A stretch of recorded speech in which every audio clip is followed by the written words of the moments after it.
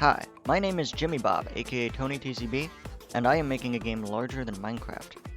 I mean this, not just in world size, but in every sense.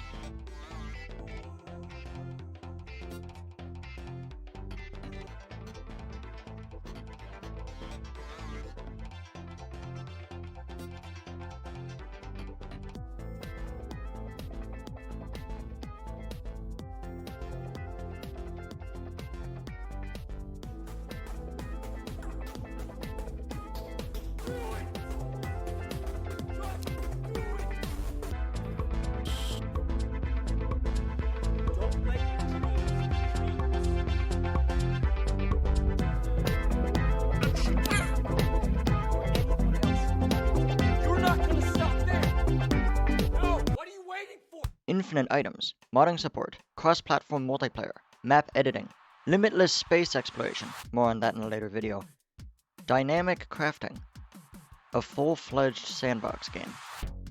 Welcome to DC Blox Studios. Welcome to Bob Simulator.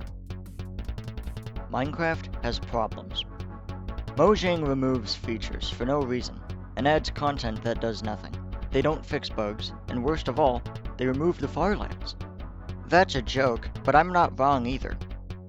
Mojang does not care for its consumers as much as it should. This is because Mojang Studios is a private enterprise. In today's snapshot, they've added one of the biggest, most insane changes they have ever done in like a long time. You see, if you have a donkey with a saddle on it, when you remove it, it now makes a slightly different sound. I know, hold your applause. I mean... Now, I've given some solutions to the problem of useful features being removed.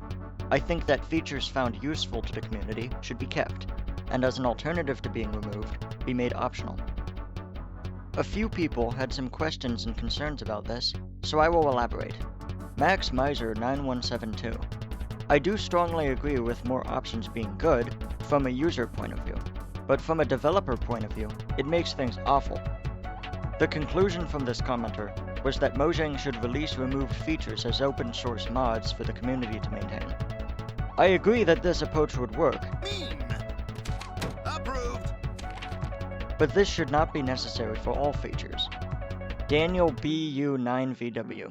Keeping old stuff like the Farlands or the old combat system adds up to an insane amount of technical debt very quickly. See, this is the problem. Re-adding the old combat system is something mods already exist to do, and it works fine. The fact that servers have to run in older versions of Minecraft to get old combat is ridiculous. Making the combat update optional is clearly possible, and Mojang doesn't do much work as is. Speaking of which, what? You're saying Mojang would have to actually work?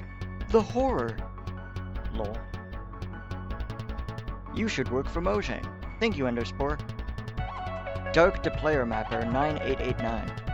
A thing that I wished many games had was police like in GTA 5, and more customizable NPCs like a zombie NPC that can turn other NPCs into zombies.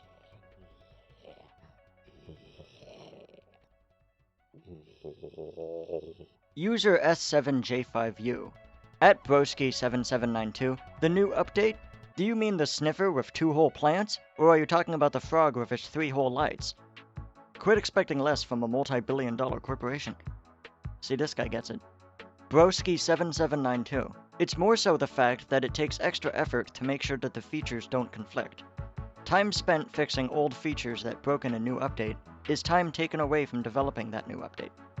Okay, Mojang already takes little time developing new updates. Also, features conflicting isn't really a thing that happens. When features have bugs, it's usually problems with the implementation of the feature itself, not how it interacts with other features. A key example of this is the piston, which caused lots of duplication glitches. Also the frog, which could delete the player.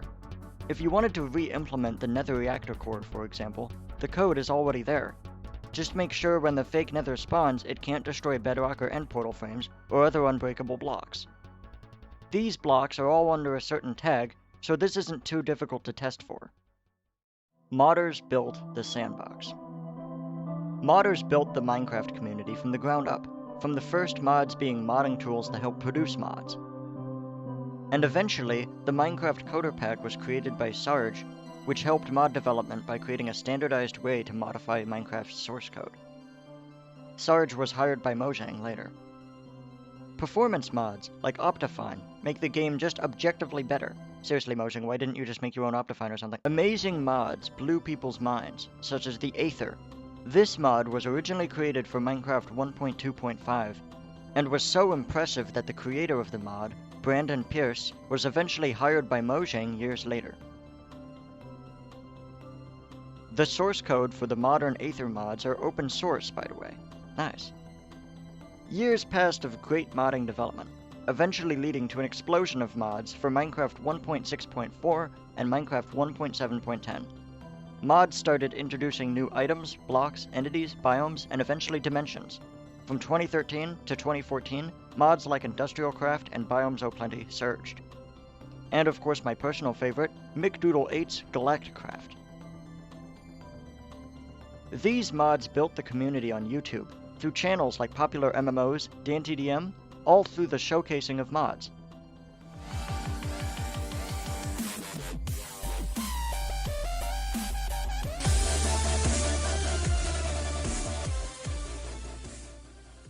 Mods serve a cavity in interests towards games that otherwise goes unfulfilled, that of a continuous rate of change. What do I mean? Imagine if Minecraft stopped getting regular updates. The community would decline, content on the internet about Minecraft would decline. But it would not die. Why? Because of mods. Mods allow for a continuous rate of change, change that generates content and entertainment. It generates talk on the internet and generates reasons for people to continue playing the game beyond the creative nature of Sandbox games itself. What I'm getting at is that mods built Minecraft, and mods will keep it alive when Mojang fails to, including plugins. This is also why earlier servers still use 1.8 as their version, because it allows them to disable the combat update. How can it do this? The answer is the decentralized nature of modding. Due to being the outcome of independent individuals, of collective wants, similar to how open source development works, it requires no authority to maintain. It requires no corporation, requires no leader. It is inherently democratic. It holds its own through the goodwill of the many. As a result, it will outlive all else. Bob Simulator. My game project Bob Simulator is an attempt to create a sandbox game with modding and customizability baked in from the start. I also want the game to have lists of options that act as add-ons, extra optional features that add to the game, but would make the game seem weird if they were all enabled by default. Modding. For the purpose of demonstration, I will be showcasing an older test version of my game. Something I implemented in this older version of my game is a scripting system, like Minecraft commands, that you can use to program certain behaviors on objects. I plan to remake this for the modern version of this game. Essentially, you type in one command after another, and then it runs through each command every game frame. A game frame is set on a fixed physics frame rate, aka physics process in Godot or fixed update in Unity. I also implemented the ability for these scripts to generate random numbers and apply physical forces, allowing for this to be created. Living cubes! Wait, why isn't this a thing in Gary's mod? Point is that all of these scripts are user-defined, allowing the creation of what I call Bob's user-defined entities, BUDdies. Hey, it's better than user-defined deterministic imaginative entities, aka UDdies. Luckily, these living cubes are certainly not UDdies, since they are random and not deterministic. Anyway, here's food for thought. What if all things were BUDdies? What if the behaviors of everything could be modified directly by the player? That would be the ultimate sandbox game, where the behaviors of the game are modifiable from the inside to some extent. Bizarrely, Minecraft Bedrock Edition, with all of its flaws and inflexibility for modding, actually is the closest to this. The behaviors of all mobs can be changed with behavior packs. That's why they're called behavior packs. Behavior packs also allow players to more or less mod the game by creating new mobs that behave how they want to, with combination with resource packs. The problem with behavior packs is, their power is limited when compared to what actually modifying the source code can do, like in Minecraft Java Edition. You can't do this with Bedrock add-ons.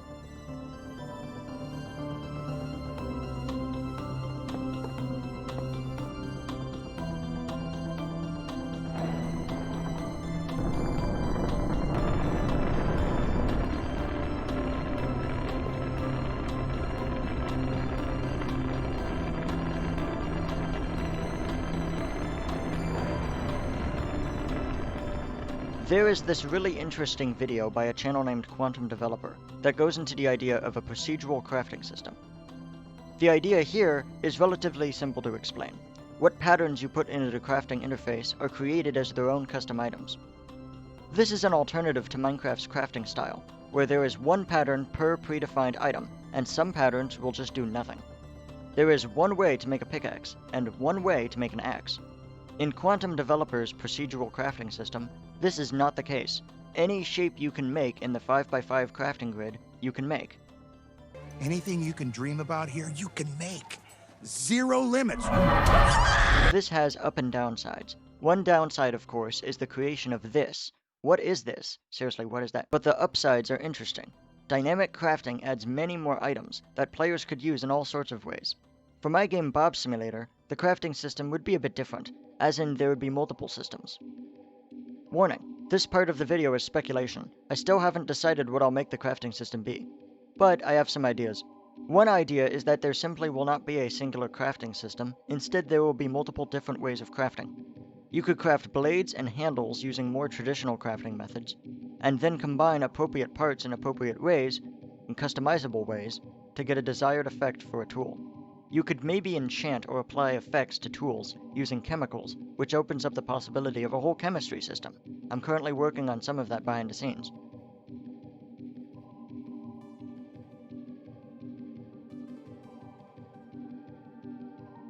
I'm pretty sure one thing I will do is allow different objects to be glued together, which by itself allows for a multitude of arrays of varying creations, and also weird contraptions. This is also where infinite items comes in. If new kinds of gemstones or materials are randomly generated sometimes, or special swords and other tools, you could use these artifacts in procedural crafting recipes or as part of larger projects. An example with my current ideas for a chemistry system would be where you mix two chemicals or materials together to get a new custom chemical. Then, you find other randomly generated chemicals and mix the two for a randomized mixed chemical. Then you would have these predefined chemicals, randomly generated chemicals, and mixed chemicals that were created as a product of mixing, all of which with varying effects on tools or creatures. Perhaps you could use these kinds of ideas to create different paints, or as oil for machines. The possibilities may as well be truly infinite. Yoggarithms. Speaking of the infinite, I am currently working on a system I call Yoggarithms, which if perfected successfully, would allow worlds that generate larger than Minecraft worlds. Minecraft worlds generate 30 million blocks, or meters, both forwards, backwards, and left and right, from the origin. The height limit, on the other hand, is only 384 meters total in modern Minecraft. This gives you a plane that is larger in surface area than the surface of Earth, even if Earth has more volume. My game, on the other hand, using Yoggarithms, may be able to generate worlds in all directions, so no height limit problems for us.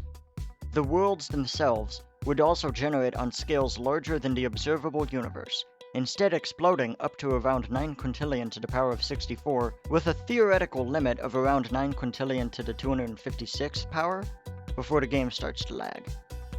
The way this works is instead of storing a coordinate as a single 32-bit integer, ranging from around -2 billion to around +2 billion, my system stores each coordinate as an array of multiple 64-bit integers, each int ranging from -9 quintillion to +9 quintillion. This is where the 9 quintillion to the power of 256 comes from. It's just what happens when you have 256 integers in the array. After this, the world could loop back on itself by default, or, if we have this array that we can essentially increase forever, what if we just added a second array? The first array cannot be maxed out without crashing the game, so this second array functions as infinity. This could allow the player to traverse infinite distance, so that they could build a house that is omega meters away from the world origin. In this case, omega takes the place of an ordinal number that comes after all natural numbers, after the humanly infinite of possible x coordinates we could put here using Yogg numbers. The world would be so unfathomably large that you would have to map it out like this, showing infinite space on the edges, followed by yet more maps that show more infinite space. Beyond this abstract bizarreness, there lies the Cubic Chunks mod. This mod is fantastic, and allows the world to generate with no height limit in Minecraft. The world generates up and down, as much as it generates forward and backward and left and right. You can also build as far up as you wish. It achieves all of this through vertically generating chunks, where each chunk is the same length in all directions, 16 by 16 by 16 blocks. These all come together to form a giant grid, expanding in all directions out to 30 million blocks. My game will not have a height limit, and if I can get Yoggarithms to work, the height limit will be as infinite as all the other limits. If I can get Yoggarithms working, I will also provide a system to allow players to create self-generating infinite structures. Here's an example, an infinitely tall tower. This tower continues generating upwards forever.